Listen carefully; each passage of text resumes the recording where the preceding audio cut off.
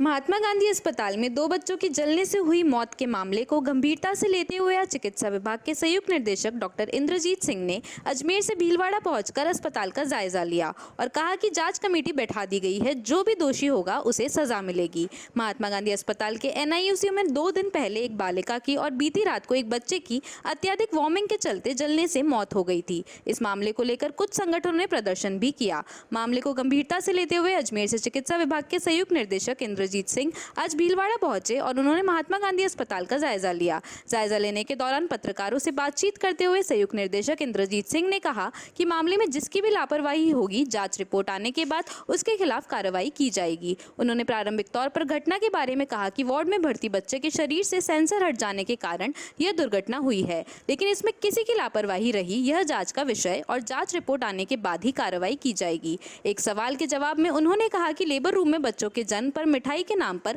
शुल्क वसूला जाता है। इसकी जानकारी उन्हें भी मिली है, लेकिन वह वहां का दौरा कर वास्तविकता का पता लगाएंगे। इस संबंध में कल 2 बच्चों की मौत के दौरान एक युवक ने भी लेबर रूम में 1000 लेने का आरोप भी मीडिया के सामने लगाया था। वहीं इस मामले पर महात्मा गांधी अस्पताल के अधीक्षक डॉक्टर अरुण गौड़ ने आरोपों को बेबुनियाद बताया कि अस्पताल में संविदा पर लगे कर्मचारी अप्रशिक्षित है। उन्होंने कहा कि एनआईसीयू में लगाए गए कर्मचारियों को 15 दिन का अधिकारी प्रशिक्षण दिया गया था और उन्हें अधिकृत कर्मचारियों के साथ तैनात कर काम लिया जा रहा था। उन्होंने कहा कि बच्चों की मौत के मामले में त्वरित कार्रवाई करते हुए दोनों कर्मचारियों को हटा दिया गया है और शॉर्ट किस्ट को की एक कमेटी का गठन किया गया है। इस कमेटी के आजकल में रिपोर्ट आते ही उस पर कार्रवाई की जाएगी जो इस मामले में दोषी पाए जाएंगे। उल्लेखनीय है कि महात्मा गांधी अस्पताल के एमसीएच रिंग में एनआईसीयू में भर्ती 2 मासूम बालकों की 2 दिन में जलने के कारण मौत हो गई थी। इसको लेकर परिजनों और कुछ संगठनों ने अस्पताल प्रशासन के खिलाफ प्रदर्शन भी किया और चेतावनी भी दी कि अगर दोषियों के खिलाफ कार्रवाई नहीं होती है तो 31 अक्टूबर को भीलवाड़ा बंद कराया जाएगा।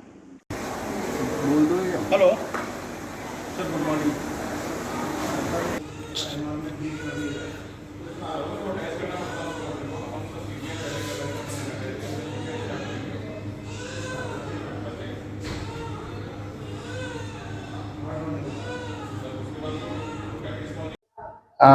दो बच्चों की जो हादसे हुए हैं, मृत्यु हुई है जलने से, यहाँ जो रेडिएंट वार्मर हैं, की सूचना मिली थी और सूचना मिलते ही पीएमओ को इन्फॉर्म किया गया था।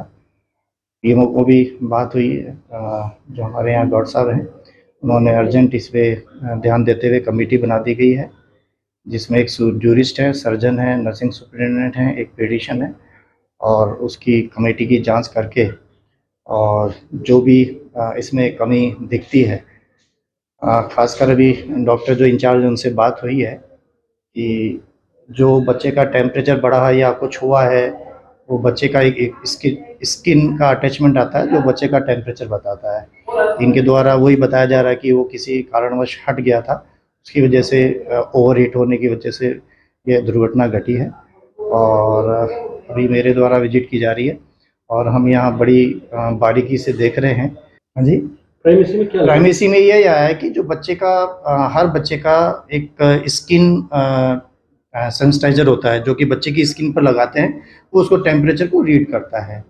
तो वही बताया कि भाई किसी या दूध पिलाते समय या बच्चे का नर्सिंग केयर करते समय नर्सिंग स्टाफ द्वारा या वो हटा है स्किन से, और स्किन से हटने के बाद जो बच्चे का टेम्परेचर बढ़ा या उसका बढ़ा है तो उसको रीड नहीं कर पाया वार्मर, तो उसकी वजह से टेम्परेचर बढ़ा और टेम्परेचर बढ़ने के बाद बच्चे झुलसे हैं। 2 बच्चों की मौत? बिल्कुल 2 बच्चों की मैंने मीडिया के थ्रू आपके ही पढ़ा था और इमीडिएट पीओ से बात करके इनकी इंक्वायरी कमेटी बिठा दी गई है और जो भी आता है और इसको भविष्य में ऐसी कोई घटना घटित नहीं हो, उसके बारीकी से जांच करते हुए इनको सुझाव दिए जाएंगे। सर, एक चीज़ और मीडिया के सामने आई कि यहाँ के बहुत सारे परिजनों ने यहाँ पर जब डिलीवरी होती है तो पैसों के लेन देन का एक मामला सामने आया। ये मैं आ ही रहा था, मुझे भी मालूम पड़ा है, तो यहाँ से एसएनसीयू देखने के बाद मैं लेबर रूम में भी जाऊँगा और वहाँ से इनके जो वार्ड है उस वार्ड में भी जाके मैं महिलाओं से बात करूँगा जो भी पिछले 2-3 में डिलीवर हुआ भी हमारे एडमिट होंगी, और ऐसा कुछ आता है तो हम ज़रूर इस पे स्ट्रिक्ट एक्शन लेंगे, क्योंकि हमारा जो डिलीवरी है वो 0 पॉकेट एक्सपेंस पे है कि यदि यहाँ कोई आके एडमिट होता है तो वो हमारा 0 एक्सपेंस, उसका एक पैसा नहीं लगना, बल्कि हम तो ये तक सुविधा दे रहे हैं उसको घर को आने का, जाने का, जब हम उसको प्रोवाइड कर रहे हैं तो पैसे लेने तक की बात बहुत दूर की है। लोगों के द्वारा फैलाई जा रही है कि ये कॉन्टेक्चुअल स्टाफ था। आप समझ रहे हैं मेरी बात? कॉन्टेक्चुअल स्टाफ वो होता है जिसको परमानेंट तो नहीं है लेकिन वो योग्य है और उसको जिस पद पर लगाया है वो योग्यता रखता है। तो जिसको भी प्लेसमेंट एजेंसी से नर्सिंग स्टाफ को लगाया गया था वो उनकी योग्यता के मापदंड के अनुसार, तय मापदंड के अनुसार योग्यता पूर्ण करने पर ही उनका चयन किया गया था। जब उनका चयन किया गया था और उसके बाद जब उनको NICU जैसी महत्वपूर्ण जगह पे लगाया गया है तो उनको बाकायदा 15 से 20-25 दिन का ऑन रिकॉर्ड प्रशिक्षण दिया गया है। तो प्रशिक्षित स्टाफ को और जो ट्रेंड स्टाफ पुराना है जो बरसों से काम कर रहा है उनका सामंजस्य बिठा के ड्यूटी कराई जा रही है।